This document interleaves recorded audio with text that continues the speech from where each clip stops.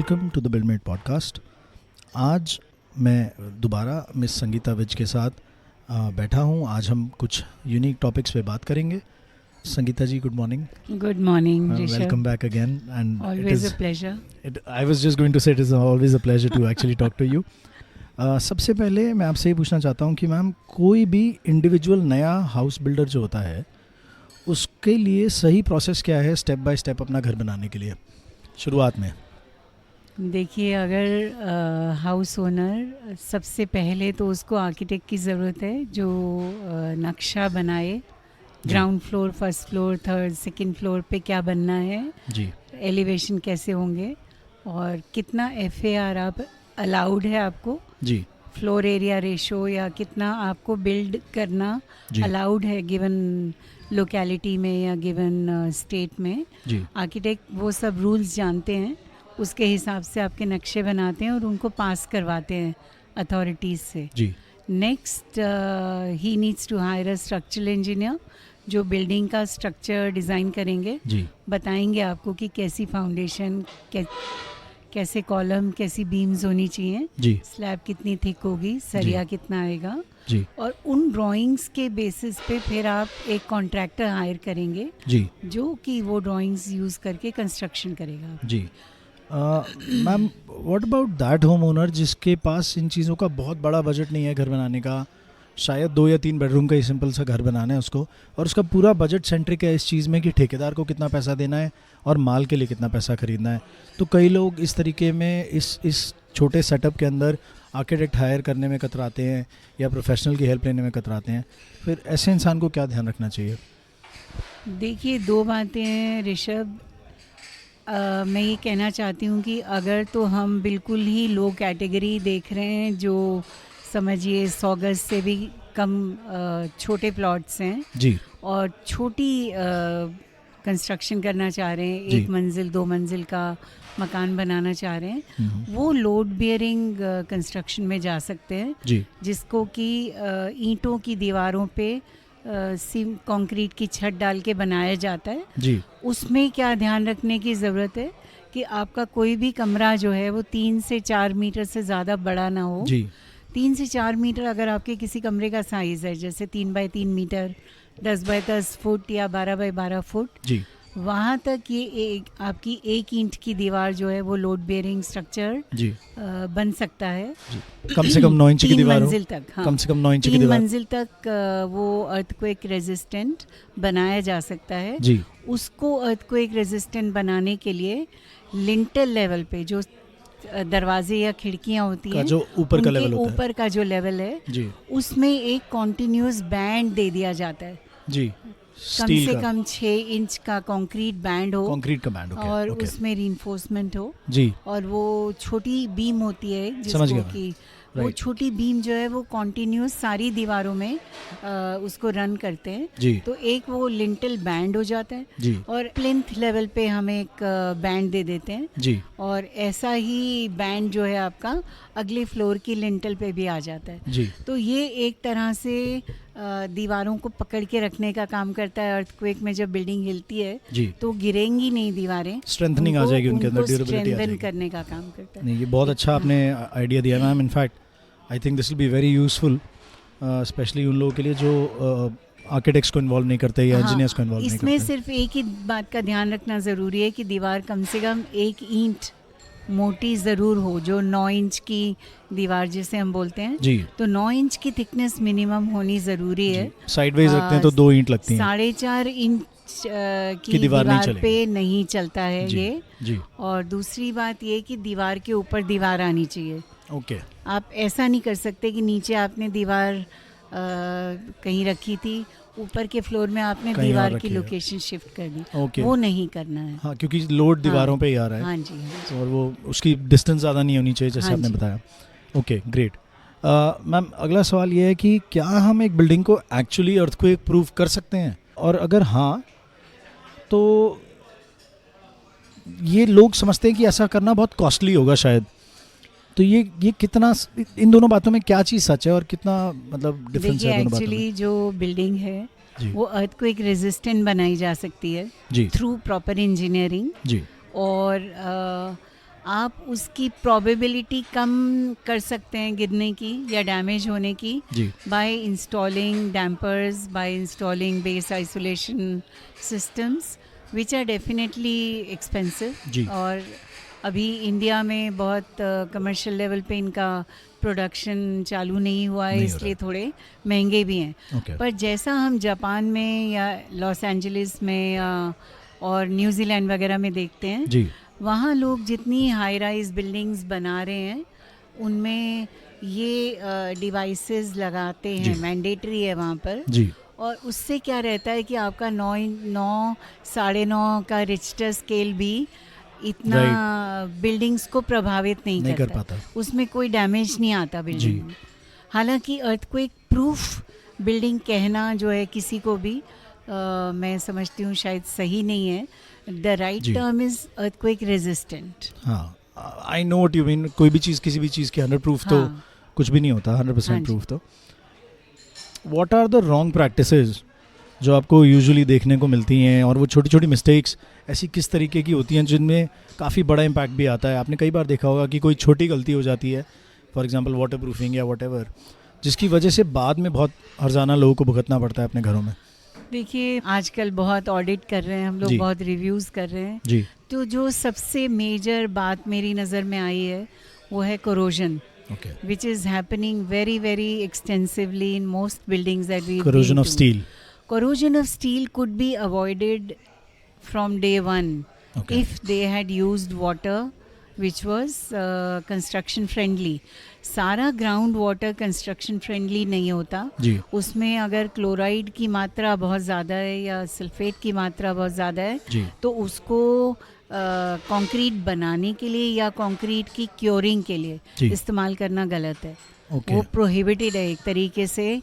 जो कुछ कुछ बिल्डिंग्स तो हमने ऐसी देखी हैं अभी जी जहाँ की ये इतना ज़्यादा फैल चुका है जी जिसको कि मैं स्टेज 4 कैंसर से इक्वेट कर सकती Oh हूँ my God. कि जी बिल्डिंग के लिए वो स्टेज 4 कैंसर के बराबर है जी और उसको उस स्टेज पे क्योर करना बहुत ही मुश्किल है। जी तो अगर मान लीजिए कॉन्ट्रैक्टर ने इस बात का ध्यान दिया होता, जी सॉइल रिपोर्ट में, वाटर टेस्ट रिपोर्ट में जी नॉर्मली ये रहता है जी रिकमेंडेशन जी कि पानी आपका कंस्ट्रक्शन के लिए ठीक है या नहीं है। हाँ जी तो उस रिकमेंडेशन को बहुत तवज्जो देनी चाहिए, जी। बहुत ध्यान देना चाहिए।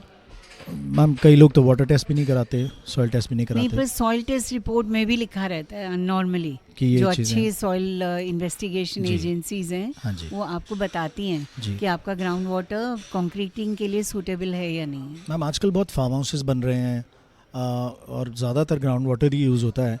वाटर सॉफ्टनर्स और ये सब लगाने से कुछ हद तक वो प्रॉब्लम सॉल्व हो जाती होगी शायद। हाँ बिल्कुल, आपको दरअसल देखना है कि पानी में प्रॉब्लम क्या है, समझ उस गया प्रॉब्लम को एलिविएट करने के लिए कोई अच्छा आपको ट्रीटमेंट जी। अडॉप्ट करना है।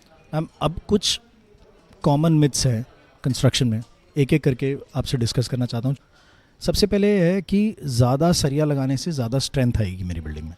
ये तो सबसे ज़्यादा गलत धारणा है, जी क्योंकि दो चीज़ें मैंने पहले भी कहा था, ये हाँ जी। पिछली बार भी जब हम बात कर जी रहे आपने थे जी कि जो ओवर रीइंफोर्स्ड बिल्डिंग्स हैं हाँ जी वो ब्रिटल फेलियर एक्सपीरियंस करती हैं, सडन फेलियर हो जाता है। जी और अगर अंडर रीइंफोर्स्ड बिल्डिंग है जी जिसमें कि मान लीजिए optimum steel percentage for a balance section जी वाज लेट्स से 1.5% जी और मैंने गलती से 1% स्टील दिया है जी तो वो बीम डिफ्लेक्शंस शो करेगी बिल्कुल और फेल होने से पहले it will give you ample warning Warning. Signal right जिसमें कि आप उसका कोई करेक्टिव एक्शन ले सकते हैं। जी पर अगर आपने उसको 1.5% की जगह 3% स्टील डाल दिया जी तो वो ब्रिटल फेलियर होगा और सडन कोलैप्स हो जाएगा बिल्डिंग। जी। मिथ और है जो आए दिन मेरे पास जो कस्टमर्स आते हैं उनसे कहते हैं कि यार स्ट्रक्चर का डिज़ाइन कराऊंगा तो कॉस्टली बहुत हो जाएगा,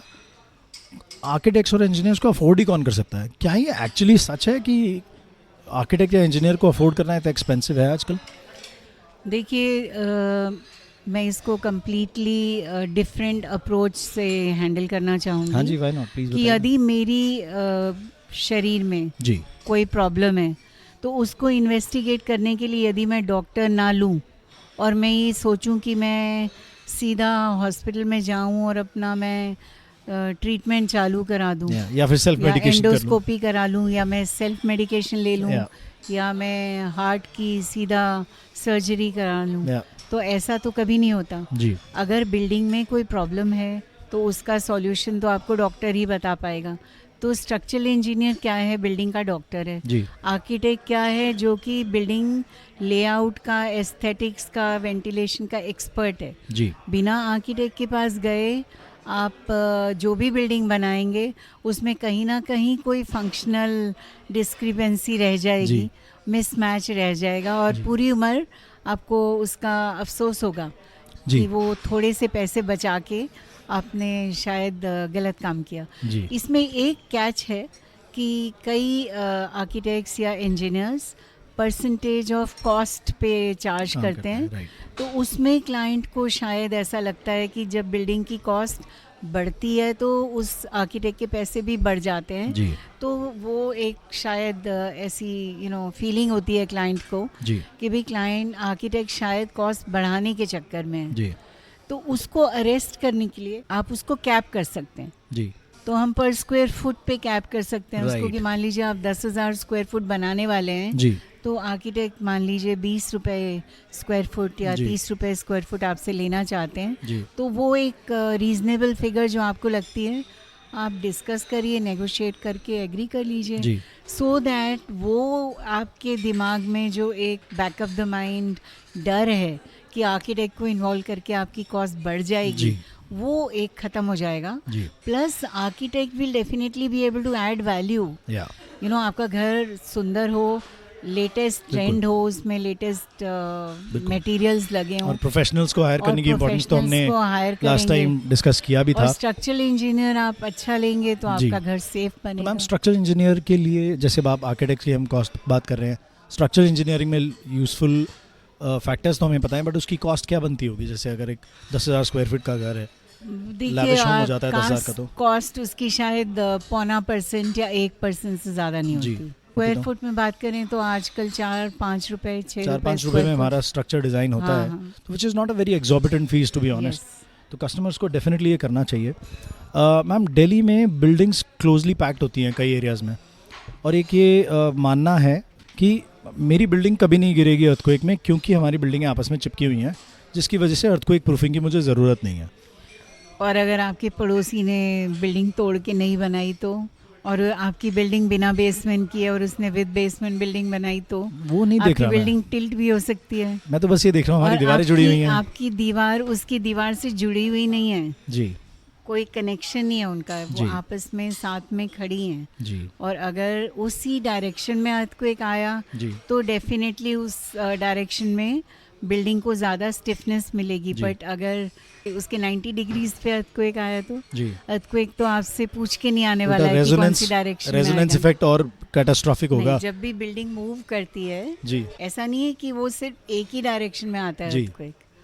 अर्थक्वेक ऑसिलेट करेगा वो किसी ना किसी नहीं, आप अलग-अलग समझ में। सकते हैं ना कि एक ही कॉलोनी में यदि आप देखें हाँ जी हाँ तो जी डिफरेंट प्लॉट्स का जी। लेआउट डिफरेंट होता है। डिफरेंट होता है, They right. can be at 90 degrees to each other or at 45 degrees to each other. जी So earthquake की डायरेक्शन डेफिनेटली उसी डायरेक्शन में होगी जहाँ आपकी मकान जुड़े हुए हैं, वो तो गारंटीड नहीं है। नहीं। सो ये गलत अप्रोच है। और दूसरे के घर की सेफ्टी से मेरे घर की सेफ्टी तो इंश्योर नहीं हो रही नहीं, फिर। मैंने तो इतने घर ऋषभ टेढ़े होते हुए देखे हैं। जी। People have suffered huge losses, जी। जिनके खुद के घर में बेसमेंट नहीं थी और उनकी फाउंडेशन 3 फुट पे डली हुई थी, जी और उनके पड़ोसी ने बेसमेंट खोद दी 12 फुट की, और उनका घर धीरे धीरे टिल्ट हो गया, कुछ केसेस में कोलैप्स भी हो गया। जी ये टेढ़ी बिल्डिंग्स मैंने भी बहुत देखी हैं अपने हाँ। अपने इनफैक्ट हमारे घर परिवार में बहुत भी एग्जांपल्स बहुत लिटिगेशन भी होता है इस तरह का, लोग जी। हमसे टेक्निकल हेल्प लेते हैं उसमें। मैम ओवर रीइंफोर्सिंग का तो आपने बोला कि ज़्यादा सरिया अच्छा नहीं है, अंडर रीइंफोर्सिंग के क्या मायने होते हैं? ज़रूरत से कम, अगर मैं किलो से जोड़ दूंगा तो टू द ह्यूमन बॉडी कि अगर मेरा आइडियल वेट मान लीजिए 57 kgs है जी फॉर माय हाइट, जी and if I'm like 77 kgs then I'm overweight, and if my weight is 47 I'm underweight. या सेम बात बिल्डिंग्स के लिए भी है मम्म। कि एक 300 बाय 600 का कॉलम मैंने बिल्डिंग में लगाया, जी एक हमारा स्ट्रक्चरल डिज़ाइन का कॉन्सेप्ट होता है जिसमें हम बैलेंस सेक्शन डिज़ाइन करते हैं। तो उसको एज ए बैलेंस सेक्शन अगर मैं डिज़ाइन करूं तो वो मान लीजिए 2% स्टील मांगता है, तो 2% से कम स्टील जिसने डाला उसका कॉलम अंडर रीइंफोर्स्ड है, और 2% से ऊपर जिसने स्टील डाला वो ओवर रीइंफोर्स्ड है। हम ऐसे कौन से सवाल होते हैं जो हमें अपने कॉन्ट्रैक्टर और डिज़ाइनर से पूछने चाहिए ताकि हमें पता चले कि उनको अपने फील्ड की कितनी नॉलेज है? देखिए, सबसे अच्छा प्रूफ तो है कि आप उनके प्रोजेक्ट्स देखें जहां वो पहले काम कर चुके हैं और उनके क्लाइंट से बात करें, जी। देखें कि उनको कोई मेजर प्रॉब्लम तो नहीं आ रही, उनकी बिल्डिंग में कोई क्रैक्स तो नहीं आ गए हैं, जी। कोई ऐसे मेजर इश्यूज तो नहीं है जो कितना वो पुराना face प्रोजेक्ट कर रहे देखना हों। चाहिए उनका? न्यू बिल्ड तो सब अच्छा ही लगता है मैम। नहीं, न्यू बिल्ड में भी आजकल जहाँ कोरोजन है बहुत जल्दी क्रैकिंग हो जाती है, ओके तो प्रोजेक्ट्स 10-15 साल पुराने हों। ओके। और मेजर जो डिज़ाइनर से सवाल पूछना है आपको, स्ट्रक्चरल इंजीनियर से, जी। वो ये पूछना है कि वो कौन से सॉफ्टवेयर में उसको डिज़ाइन करेंगे। ओके।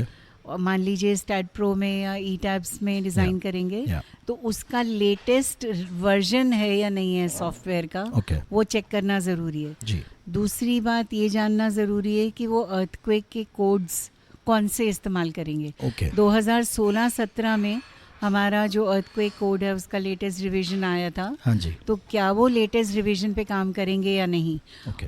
और इसके बाद जो सबसे ज़्यादा इम्पोर्टेंट बात है कि ये सब काम जो स्ट्रक्चरल इंजीनियर ने किया है जी। उसका रिकॉर्ड आपको लेके अपने पास मेंटेन करना है। बिल्कुल, ये उसका आपने लास्ट टाइम 3D भी कहा था मॉडल- कि 3D मॉडल और सारी भी ड्राइंग्स लेना आपको है रखनी और है। सारी ड्राइंग्स लेनी है, राइट। और उनको आपने अपने सबसे इम्पोर्टेंट डॉक्यूमेंट मान के आपने उसको प्रॉपर्टी preserve के भी कागज की करना तरह इंपॉर्टेंट मानना है। हाँ, प्रिजर्व करना है। This brings me to my next question actually. Yeah. आज हम सुबह जब बात कर रहे थे तो आपने कहा कि यार तू प्रॉपर्टी खरीदता है या बेचते हो, कोई भी बिल्ट अप प्रॉपर्टी है, तो क्या कभी तुमने स्ट्रक्चर की ड्राइंग मांगी है किसी से?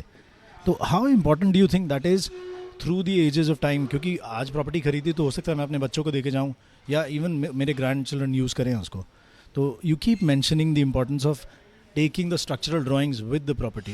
मैम प्लीज़ उसके बारे में दो बात ज़रा बताइए। देखिए ऋषभ, ये ना बहुत ही दुख की बात है, मुझे पर्सनली बहुत दुख होता है कि स्ट्रक्चरल इंजीनियर ने काम किया, जी। क्लाइंट को पता भी नहीं होता आज की डेट में कि उसका स्ट्रक्चरल इंजीनियर कौन था। जी। नॉर्मली अगर लोग आर्किटेक्ट हायर करते भी हैं जी। तो कभी ये नहीं पूछते कि आपका स्ट्रक्चरल इंजीनियर कौन है। जी। तो पहली बात तो ये कि आप स्ट्रक्चरल इंजीनियर से मिलिए, देखिए कि वो जी। किस तरह का काम कर रहे हैं। हो सके तो उनके जो पास्ट क्लाइंट्स हैं जी। उनसे भी आप बात करें, जी। देखें कि उन्होंने किस तरह का काम किया, are they satisfied with the building structure और नॉट। हाँ जी। दूसरी बात, आप ये समझिए कि जो भी काम करना है, स्ट्रक्चरल डिज़ाइन करना है, जी। वो कोड्स कंप्लायंट होना चाहिए। हाँ जी। और जो भी इंजीनियर काम कर रहा है उनके ऑफिस जाइए, आप देखिए कि किस तरह का जी। वो काम कर रहे हैं। जी। और प्रॉपर्टी के पेपर्स के साथ साथ अपने घर के नक्शे, अपने घर प्रॉपर्टी की के स्ट्रक्चरल पेपर्स ड्राइंग, के साथ साथ ये डॉक्यूमेंट्स आप उनसे सॉफ्ट कॉपी भी लीजिए, जी। हार्ड कॉपी भी लीजिए। And maintain it like a record, जैसे आप कहते हैं कि उसका फ़ायदा ये होगा कि कल को आपके बच्चे 2 फ्लोर और ऐड करना चाहते हैं, FAR जी। बढ़ गया, जी। 2 फ्लोर और ऐड करने हैं, प्लम्बिंग की ड्राइंग, या इलेक्ट्रिकल ड्राइंग्स, आपको everything should be location there. Change करनी है, Yeah. किसी रूम को रीमॉडल कर रहे हैं आप, रेनोवेट कोई- करना है, हाँ, कुछ भी करना है। कोई दीवार हटाना चाह रहे हैं, Yeah. तो अगर स्ट्रक्चरल ड्राइंग्स अवेलेबल हैं जी। तो कोई भी स्ट्रक्चरल इंजीनियर उसको देख के तुरंत आपको एडवाइस दे सकता है। And you can always have a safe structure in the future Yes, also yes, with all the amendments that you make. yes. This is great.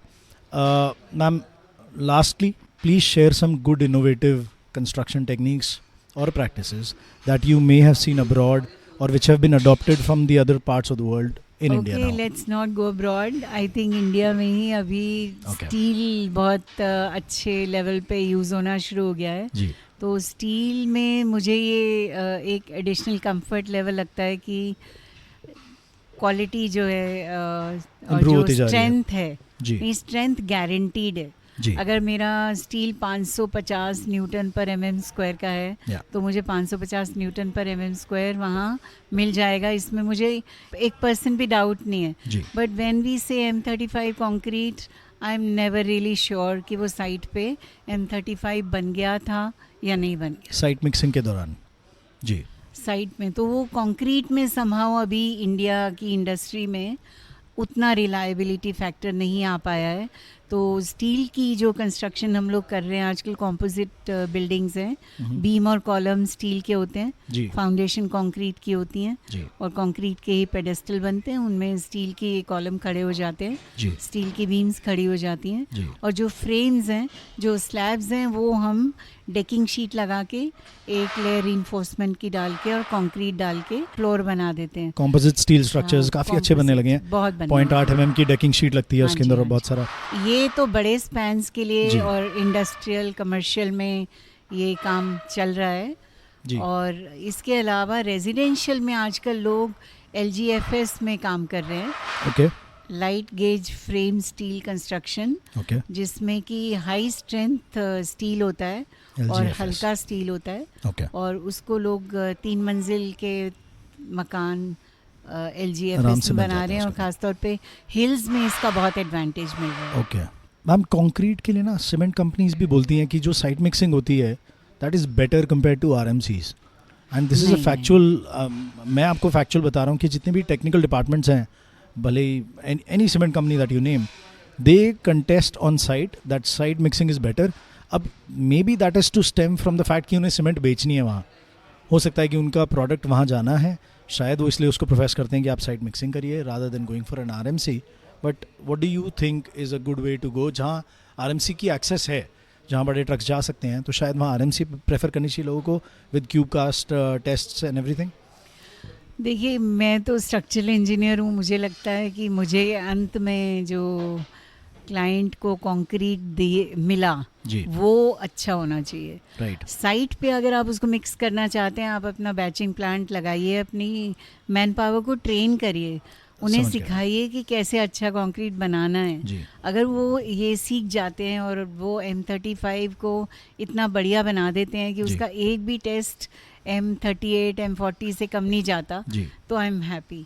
I know but what you mean. Invariably ऐसा होता नहीं है। जी पर ये कहना भी गलत है कि RMC लगाने से क्वालिटी इंश्योर हो जाती है, वो भी नहीं है। That is Okay. Also not true. I have seen cases where concrete quality did not turn out to be good Using an even RMC. while a good RMC company Mhm. was supplying concrete, because the lot is dependent on how you're placing concrete, how you're vibrating it, Yeah. आपका cover blocks proper हैं या नहीं, chairs Yeah. Proper लगी या नहीं लगी हैं, जी और पानी आपने सही यूज़ किया या नहीं किया, जी शटरिंग सही लगाई है कि नहीं, स्लरी लीक तो नहीं हो गई आपकी, ओह, क्योरिंग प्रॉपर करी है या नहीं करी है। ये सब फैक्टर्स बहुत इंपॉर्टेंट हो ये जाते छोटी हैं। छोटी बातों पे अगर शुरुआत में ही आदमी प्लान करके चले और कंक्रीटिंग के टाइम पे ध्यान दे, कंक्रीट की तो- एंड क्वालिटी जो है ना, वर्कमैनशिप पे भी उतनी ही डिपेंडेंट है बहुत ज़्यादा जितनी की रेसिपी पे डिपेंडेंट है। Right Like a cake, you know, a good cake does not mean that you just get good materials and your cake will be good. Right Unless the baker is right, you know,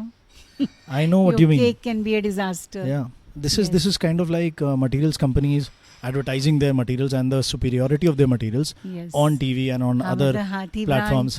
हाथी brand cement आप लगा लीजिए, हाँ जी, या हाथी तो आपके brand आपके steel आपके लगा घर में लिया। हाथी जैसी शक्ति आ हाँ, नहीं, जाएगी। वो ऐसा कभी नहीं होता। तो ये वही हो गया कि सारे डॉन की ऐड होगी तो आपने गोली खा ली, आपका सिर दर्द ठीक हो गया। वो ज़रूरी नहीं है कि उससे सिर दर्द ठीक हो रहा है, it might be a momentary pain loss, but the घर बनाने के लिए Right professionals, right materials, Right. and best practices need to be adopted. हाँ जी And in fact, I keep telling people जी from reputed cement brands like Yeah. Ultratech and Ambujas yeah. to also go to site and train people. I Yeah. think they have started doing Oh, it in a yes. big way. They do it, yes. They are just a phone call away. Yeah. They come and train your manpower at हमारे site. Premises पे कई बार छोटे छोटे मिस्त्री contractors की meetings होती हैं, उनको बाकायदा बार बार ट्रेन किया जाता है, उनको बार बार, but it's again all depends on the relay of information कि कितनी इन्फॉर्मेशन उन हाँ, तक जा रही मतलब है। खाली मिस्त्री पे भी घर छोड़ना ठीक नहीं है। आप मिस्त्री, अगर अपना 3 करोड़ 4 करोड़ 5 करोड़ का आप इन्वेस्टमेंट लगा रहे हो, बिल्कुल, आजकल तो आप कुछ भी नहीं होता है। मिस्त्री पे अगर अपना घर आपने बनाने पे छोड़ दिया, तो वो मेरे हिसाब से बहुत ही बिल्कुल इल इन्फॉर्म्ड डिसीजन है। या क्योंकि हम नीम हकीम खतराए जान जी कहावत बहुत सालों से सुनते आ रहे हैं, जी तो वो वही कहावत यहाँ चरितार्थ होने वाली जी। है। And one of the biggest giveaways of my day today was that buying a property or selling a property, you must demand drawings of that property. Yes. ये बहुत बड़ी बात है जो मेरे अब मैं 37 साल का हो जाऊंगा मैम दिसंबर में, मैंने आज तक कभी किसी से ये बात सुनी नहीं, which is amazing that you put this point across as well. Thank you for your inputs today, ma'am. Thank I've you. taken up a lot of time today. Thank you, And, Rishabh. as usual, Always a pleasure. always a pleasure here as well, ma'am. Please, thank you for Okay. listening in. If you have Thank any you. queries, please write in at buildmatepodcast@gmail.com or follow and drop in your questions at buildmatepodcast on Instagram. Thank you.